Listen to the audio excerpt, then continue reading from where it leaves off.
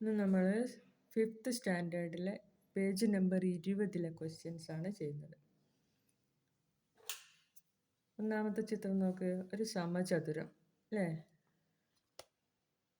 അതിൻ്റെ നടുക്കായിട്ടാണ് ഇങ്ങനെ ഇവിടെ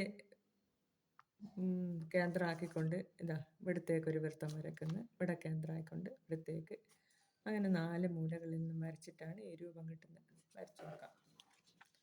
ആദ്യം സമചതുരം വരക്കാം. ഒരു 4 സെൻറ്റിമീറ്റർ വശമുള്ള സമചതുരം വരക്കാം. 4 സെൻറ്റിമീറ്റർ.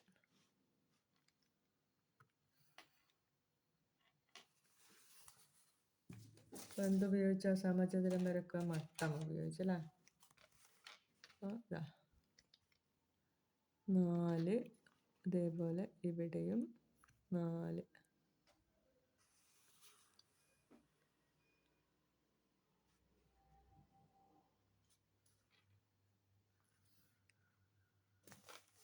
ഈ കോർണർ 90 ഡിഗ്രി കിട്ടേണ്ടിയിട്ടാണ് നമ്മൾ ഈ മട്ട ഉപയോഗിച്ച് വരക്കുന്നത്.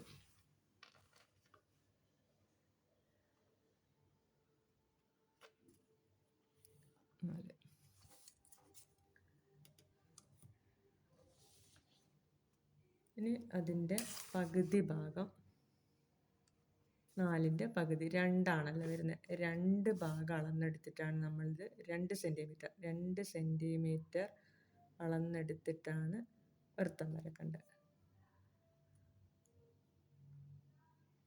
2 സെൻറ്റിമീറ്റർ അളന്നെടുത്ത്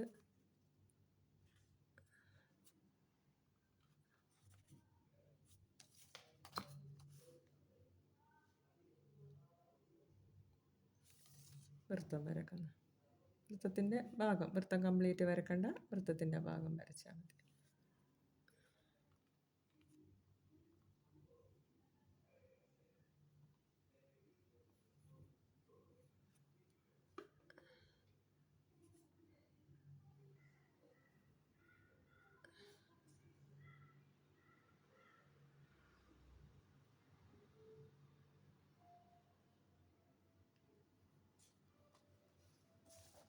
ഇതാണ് ഒന്നാമത്തെ ചിത്രം. പിന്നെ ഇവിടെ യെല്ലോ കളറ്, ബ്ലൂ കളറ് കൊടുക്കും. ഇനി രണ്ടാമത്തെ ചിത്രം, അതും സമചതുരത്തിനകത്ത് തന്നെയാണ് വരച്ചിരിക്കുന്നത്. അതൊന്ന് വരച്ച് നോക്കാം. ആദ്യം സമചതുരം വരക്കുന്നു, പിന്നെ അതിൻ്റെ തുല്യമായ സമചതുരത്തിൻ്റെ നേരെ പകുതി 2 സെൻറ്റിമീറ്റർ എടുത്ത് ഇവിടുന്ന് വൃത്തം വരയ്ക്കുന്നു. പിന്നെ അതിനുള്ളിൽ ഈ പോയിന്റുകൾ കൂട്ടിമുട്ടിച്ചാൽ വേറൊരു സമചതുരം കിട്ടും. വരച്ച് നോക്കാം. ആദ്യം 4 സെൻറ്റിമീറ്റർ തന്നെ എടുക്കാം. 4 സെൻറ്റിമീറ്ററിൽ സമചതുരം വരക്കാം.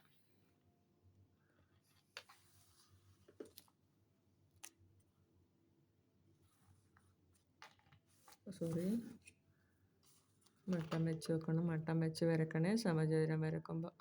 കറക്റ്റാണ്.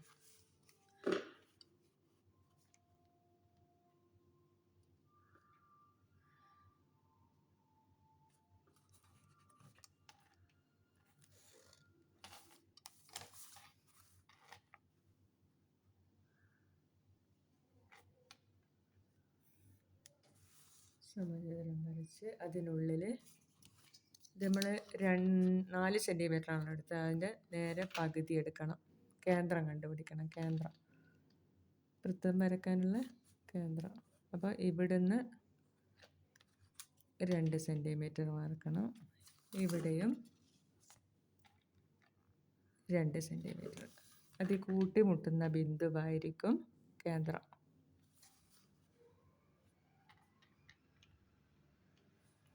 ഇവിടെ ആയിരിക്കും കേന്ദ്രം വരിക.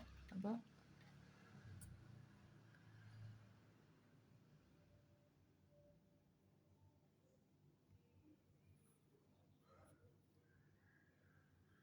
അത് കേന്ദ്രമാക്കിക്കൊണ്ട് വൃത്തം വരക്കണം. പിന്നെ നമ്മളിത് വരച്ച് കളയാം. പിന്നെന്താണ്, അതിന് ഈ പോയിൻ്റ്, ഈ പോയിൻ്റ്, ഈ പോയിൻ്റ്, അങ്ങനെ ആ പോയിൻ്റുകൾ കൂട്ടിമുട്ടിക്കുന്നു.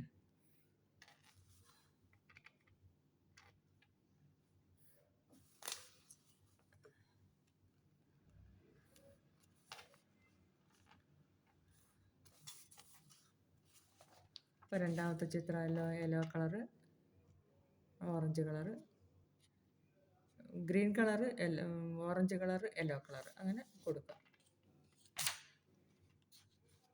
ഇനി അടുത്ത ചിത്രം ആദ്യം ഒരു 6 വശങ്ങളുള്ള ഒരു ഇത് വരക്കണം. അതിന് നമ്മൾ വൃത്തം വരച്ച് അതിൻ്റെ 2 വൃത്തം വരച്ച് അതിൻ്റെ മധ്യത്തിൽ കൂടി മറ്റൊരു വൃത്തം വരച്ചിട്ട് എടുക്കാതെ കാണിച്ചു തരാം. പിന്നെ എന്നിട്ട് അതിൻ്റെ യോജിപ്പിച്ച് വരക്കണം. വരച്ചു നോക്കാം. ആദ്യം എന്ത് ചെയ്യാം? ഇങ്ങനെയാണ് വരക്കേണ്ടത്. ആദ്യം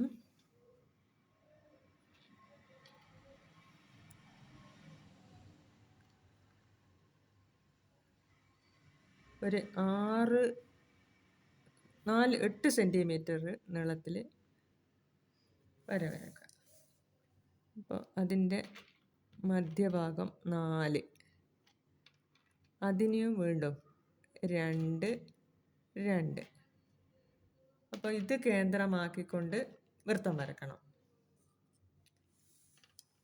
ഇത് കേന്ദ്രമാക്കിക്കൊണ്ട് വൃത്തം വരക്കണം.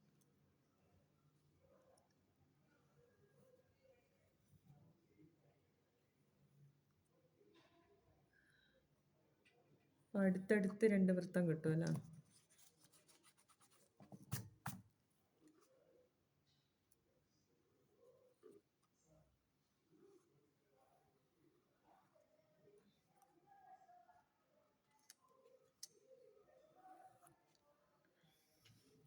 ഇനി ഈ കൂട്ടിമുട്ടുന്ന പോയിൻ്റ് അത് വെച്ചിട്ട് ഈ കേന്ദ്രത്തിൽ കൂടി മറ്റൊരു വൃത്തം വരക്കുക.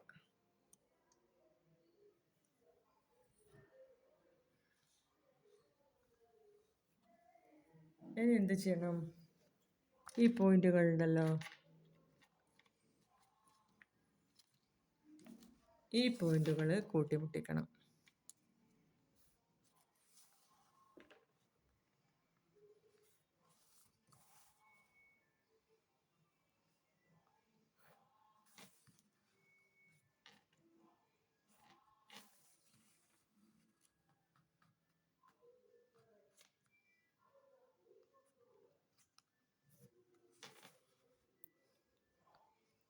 ഇപ്പോൾ 6 വശം ഷഡ്ഭുജം.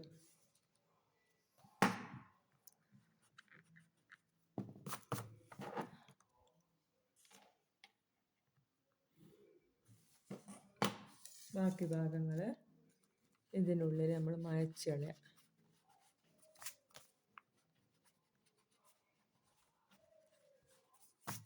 പുറമേയുള്ള ഭാഗങ്ങൾ മായ്ച്ച് കളയാം.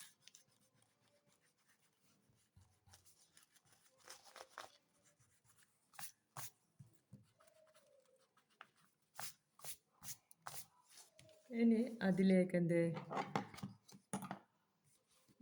ഒരു 2 ഈ ബിന്ദുക്കൾ കൂട്ടിമുട്ടിക്കുക.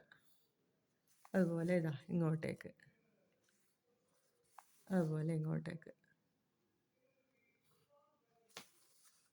ഇങ്ങനെ ഓരോ ബിന്ദുക്കളും കൂട്ടിമുട്ടിക്കുക.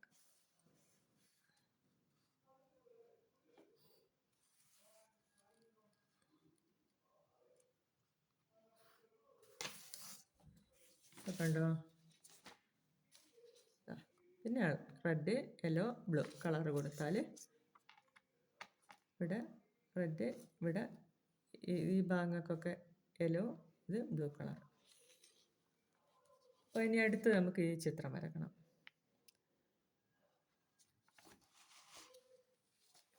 ആദ്യം നമ്മളൊരു 3 സെൻറ്റിമീറ്റർ എടുക്കാം. 3 സെൻറ്റിമീറ്റർ വലുപ്പത്തിൽ ആരത്തിൽ ഒരു വൃത്തം വരക്കാം. 3 സെൻറ്റിമീറ്റർ.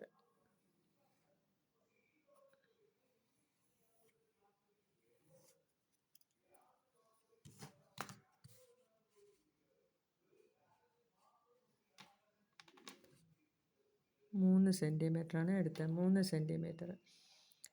അപ്പോൾ അതിൻ്റെ 3ൻ്റെ ഇത് ആരം വരച്ച് കഴിഞ്ഞാൽ നീട്ടി വരക്കുക, വ്യാസം വരക്കുക. എന്നിട്ട് അതിൻ്റെ നേരെ മധ്യഭാഗം 3ൻ്റെ പകുതി എത്രയാണ്? 1.5 അവിടെ മാർക്ക് ചെയ്യുക. അതേപോലെ ഈ സൈഡിലും 1.5 മാർക്ക് ചെയ്യാം. എന്നിട്ട് അത് കേന്ദ്രമാക്കിക്കൊണ്ട് ഈ അളവിൽ ഈ അളവെടുക്കുക 1.5. അത് കേന്ദ്രമാക്കിക്കൊണ്ട് വൃത്തം വരക്കണം.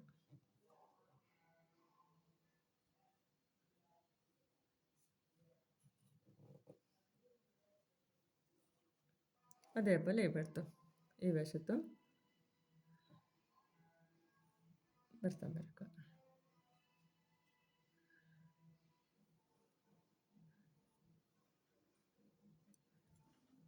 എന്നിട്ട് ഈ ഭാഗം ഇതിങ്ങനെ തന്നെ മാർക്ക് ചെയ്യാം. ഈ സൈഡ് ബാക്കി ഭാഗങ്ങൾ വായിച്ചു കളയാം.